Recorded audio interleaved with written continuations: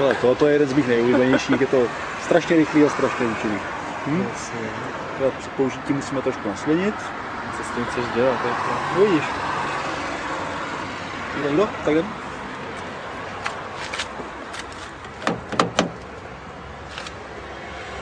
Tak já to musím těsnit.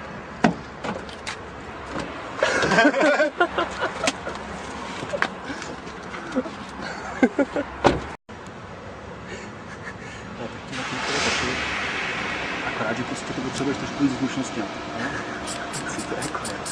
To neznáš? To je anální kolik.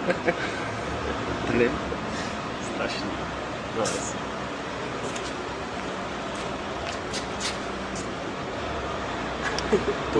Použiješ lubrikant. Bacha.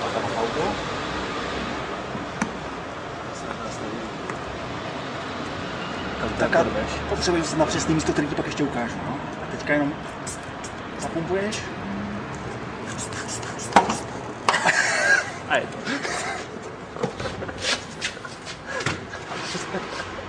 To je frája. OK.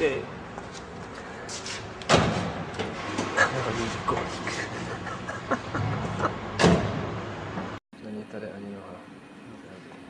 Stará dobrá Felicie, zámky na jednoduchý elektrický obvod. Tohle je co? To je 1800 kV, kamaráde.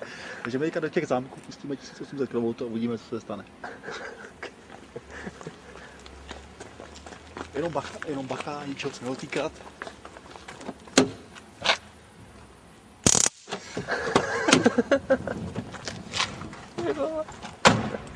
Tak to jo.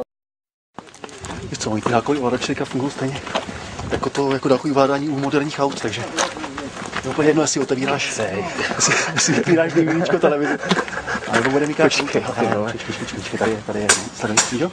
Krasalec. No tohle, ty vole. Počkej. Ty vole. To si děláš, my jsme zkoušeli vždycky navolit nějaký čísla. Jenže prostě jsme tady stáli půl hodiny. Ale, jak se přišli na tohle? Sledej? No. Jdem? Jasně. Tak raz, dva, tři, teď.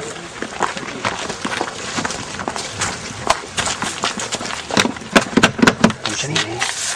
Ale musíš mačkat všechny najednou. Sleduj. Nekecej. Udráme.